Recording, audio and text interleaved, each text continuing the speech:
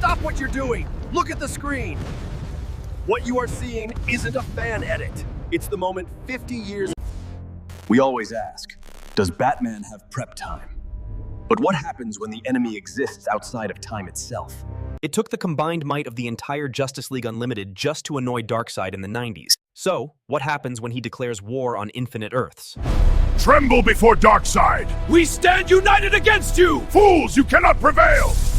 Picture this: the familiar red skies, the crackle of energy, and the terrifying boom of a tube opening. But this isn't just one Earth under siege. It's every Earth, every single animated reality we've ever known.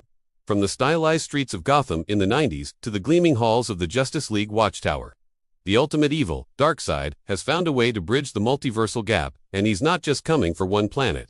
He's coming for all of them. This isn't just another crisis. This is the ultimate war for the soul of the DC animated multiverse. So, how do you fight a god who can attack everywhere, all at once? That's the impossible question our heroes are facing. Imagine the raw, unfiltered shock on the face of the DCAU Superman. The one we grew up with, as he sees another version of himself. Maybe the more Boy Scoutish hero from Super Friends, get completely overwhelmed by a legion of paradmins. The rules have changed. This isn't about one team, one Justice League. This is about survival on a scale they can't even comprehend. Darkseid's strategy is terrifyingly brilliant. He isn't just invading, he's dissecting the multiverse. He's using its own vibrational frequencies against it, creating tears in reality that his armies pour through. Think of it like a virus infecting a body, but the body is all of existence. One moment, the Teen Titans are dealing with Slade in their tower. The next, Apokolips and Warhounds are tearing through their common room. The Young Justice team, masters of covert ops, suddenly find their stealth tactics useless when the very ground beneath the Hall of Justice splits open, revealing a fire pit. The initial phase of Darkseid's invasion is pure chaos. It's designed to break the heroes' spirits before they can even understand what's happening. The Green Lantern Corps, protectors of the universe, are stretched impossibly thin.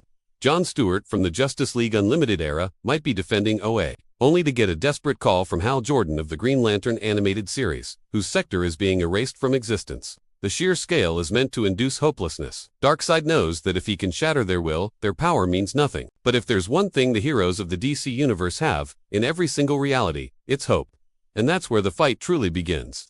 The first to realize the multiversal nature of the threat, it has to be the Batman. Imagine the stoic, seasoned Batman from the animated series, working in his Batcave. Suddenly, his monitors flicker, showing him not just Gotham, but dozens of Gothams. He sees the grim, tech-heavy Batman from the Batman, the campier, yet brilliant hero from the Brave and the Bold, and even the futuristic Terry McGinnis, all fighting the same impossible odds. Through a combination of Batcomputer genius, Flash's transdimensional speed, and perhaps a bit of magical intervention from Zatanna or Dr. Fate, the heroes manage to establish a shaky line of communication. The first meeting is something no one could have ever prepared for. Imagine a cosmic nexus point where all these different art styles and personalities collide. The Fleischer Superman, with his classic barrel-chested optimism, stands shoulder to shoulder with the more conflicted, modern Superman from the recent animated movies. The clash of ideologies would be immense. The Justice League Unlimited Batman, who trusts almost no one, would have to work with the Brave and the Bold Batman, who seems to have a gadget for everything and a quip for every occasion. Wonder Woman from the iconic animated series, A Warrior of Peace, would meet her more aggressive counterpart from the 2009 animated film. These aren't just different costumes, they're different life experiences, different philosophies on what it means to be a hero. How do you forge an army from that? This is where the true challenge lies. It's a strategic nightmare. Darkseid has a singular will, a unified army. The heroes are a chaotic, fractured collection of individuals who, in their own worlds, are the ultimate authority. Superman, used to being the most powerful man in the room, suddenly finds himself in a room with a dozen other Supermen, who leads, who follows. The initial command structure would be a mess. General Wade Eiling from the DCA. You might try to impose military order, only to be completely ignored by heroes like Lobo or Static, who don't answer to anyone. Their first few counterattacks are likely disastrous. A plan formulated by the tactical mind of the Young Justice Aqualad might fail, because it doesn't account for the sheer brute force approach of the Injustice animated movies, Superman. A straightforward assault led by the Justice League might be sabotaged because they didn't anticipate the cunning and paranoia of a darker, alternate Batman. They're fighting two wars, one against Darkseid and one against their own differences. Darkseid, ever the master manipulator, would exploit these divisions. He'd use his Omega beams not just to destroy, but to tempt. He could offer the Flashpoint Batman a chance to save his son, or show the Injustice Superman a world where Lois survived. He would find the unique psychological cracks in each hero's armor and pry them open.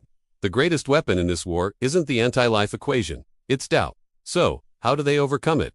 They have to evolve. The leaders who emerge won't be the strongest or the smartest, but the ones who can inspire unity. It might be the DCAU Superman, whose unwavering compassion becomes the moral anchor for the entire alliance. He's the one who can look every other hero in the eye, from the most cynical to the most idealistic, and remind them what they're fighting for. He's the proof that absolute power doesn't have to corrupt absolutely. And Batman, in all his forms, becomes the central nervous system. The Batcomputers from 100 worlds, linked together, would form a quantum intelligence network. They would analyze Darkseid's every move, predicting troop deployments and identifying weak points in his multiversal supply lines. The Batman, communicating through encrypted channels, become the ultimate intelligence agency, a shadow network fighting the god of tyranny. The power combinations would be mind-blowing.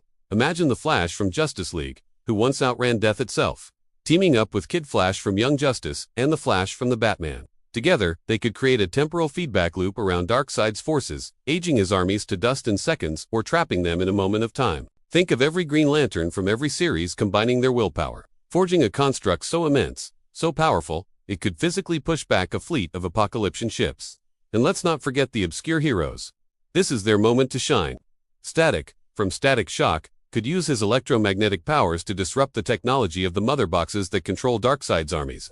The Question could use his unparalleled investigative skills to uncover the core frequency Darkseid is using to hold the multiverse hostage. Even characters like Blue Beetle, with his Scarab technology, could become instrumental, providing insight into alien weaponry that no one else has. The final battle couldn't take place on any single Earth. It would have to be fought in the chaotic space between realities, on the steps of a multiversal apocalypse. Here, we'd see the ultimate sacrifices. We might see one version of a hero give their life to save another.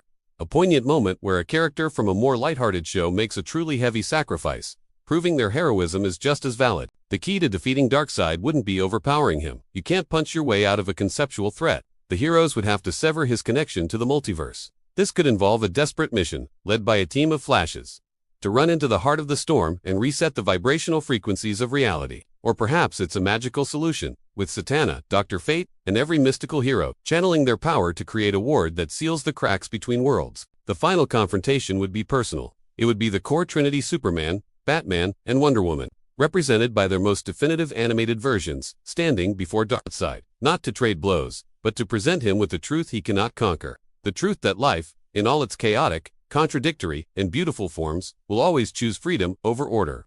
It's the ultimate philosophical defeat. They don't destroy him, they prove him wrong. They show him that their disunity is actually their greatest strength, a multiverse of ideas that can never be extinguished by a single, monolithic will. As the dust settles, the rifts begin to close. The heroes share a final knowing glance with their alternate selves before being pulled back to their own realities. They return changed, carrying the knowledge that they are part of something infinitely larger. The Batman of the animated series now knows there's a future where someone else wears his cowl. The Superman of the DCAU has seen versions of himself who have fallen and others who have risen even higher. They return not just as heroes of their world, but as veterans of a war for all of existence. The multiverse is safe, but the memory of the war, and the alliances they forged, will echo through their animated worlds forever. What a story that would be! A testament to the enduring power of these characters across decades of animation. Thanks for watching, and if you enjoyed this multiversal deep dive, make sure to hit that like button, subscribe, and ring the bell for more what-if scenarios from across the world of comics and animation. See you next time.